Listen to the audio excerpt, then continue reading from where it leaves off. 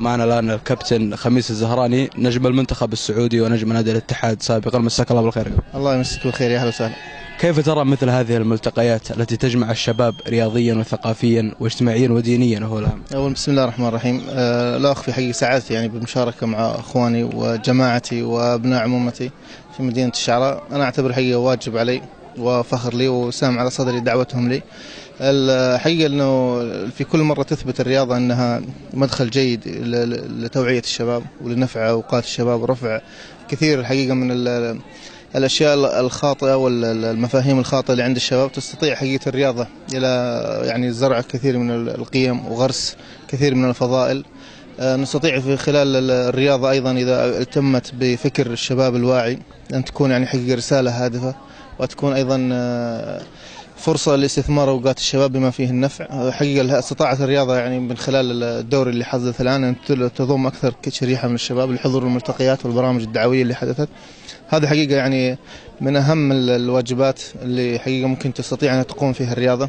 أثبت الشباب المنطقة أنهم يعني كفاءة ممتازة، وبإمكانهم حقيقة القيام بجميع أدوارهم تجاه مجتمعهم، تجاه قريتهم، تجاه قبيلتهم. لا شك أن الواحد سعيد حقيقة بهذا البرنامج ويتمنى حقيقة تكراره، خاصة الحمد لله أن الأجواء الآن في مدينة يعني في تهامة بشكل عام أجواء جميلة والجميع مرتادين. أغلب الأخوان أبناء المنطقة اللي حقيقة متواجدين خارج المنطقة الآن يعني ينعمون بهذه النعم العظيمة في وجودهم في مدينة الشعراء من حيث الجمال الطبيعة وأيضا روعة الجو. فحقيقة أنها فرصة ممتازة، أتمنى حقيقة تكرارها في كل سنة، أتمنى تطويرها أيضا في كل سنة. سعيدين جدا يعني وأنا وأخواني اللي تواجدنا اليوم بهذا المحفل الرائع، ونتمنى حقيقة أن الله يديم علينا هذه النعمة.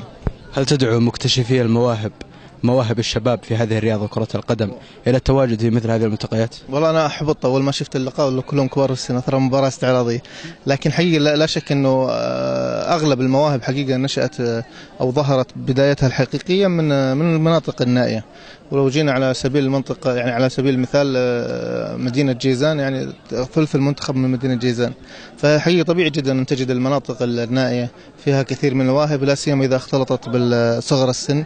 الموهبة مع صغر السن مع التعليم أعتقد أنها فرصة وبيئة، لأنه حقيقة أثبتت يعني ما نعرف كيف أعبر عنها، لكن أثبتت الدراسات أنه جميع المناطق النائية واللي مستوى الدخل المتوسط منهم المواهب، ولذلك تكثر المواهب في البرازيل لأن مستوى دخل المواطن قليل، وفي نفس الوقت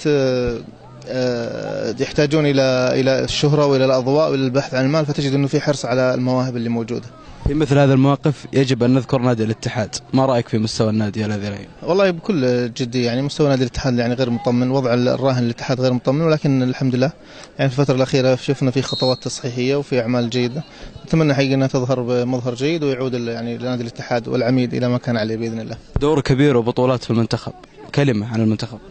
طبعا المنتخب السعودي الحمد لله في الفترة الأخيرة يعني السنة هذه تحديدا استعاد يعني كثير من بريقه، رجع إلى المكان ما أقول الطبيعي ولكن المكان المتوقع أن يكون في مصاف الأندية منتخبات العالم. بعد ما كنا في مرتبة متأخرة الآن الحمد لله الآن في متوسط العالم، وهذا يعني أمر طبيعي.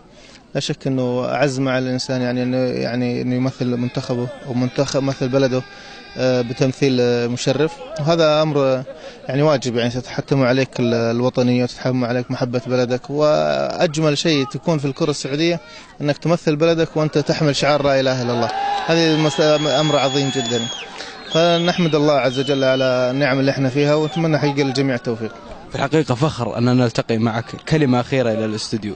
والله أنا شفت الريد استوديو والواحد أحمر واستوديو، لكن فخر لي أن أتواجد معكم. حقيقة الواحد يفخر يعني بكثير من الكوادر حقيقة، لأنه الحقيقة أنا قناعتي الشخصية ما زلت أؤكد عليها أن المملكة العربية السعودية بلد معطاء في كافة الأصعدة، في المواهب الرياضية، في الكفاءات، في الكوادر. والحمد لله الآن مصور شاب سعودي والمقدم شاب سعودي، وأتوقع الزملاء المصورين الأخوان السعوديين. هذا دليل الحمد لله البلد العظيم المعطاء، والحقيقة الواحد يفخر كما أنه نفخر أن مثلنا البلد، نفخر بوجود أمثالكم. يعطيك العافية كابتن. شكرا لك وسعيد جدا، الله يبارك فيك. شكرا لك.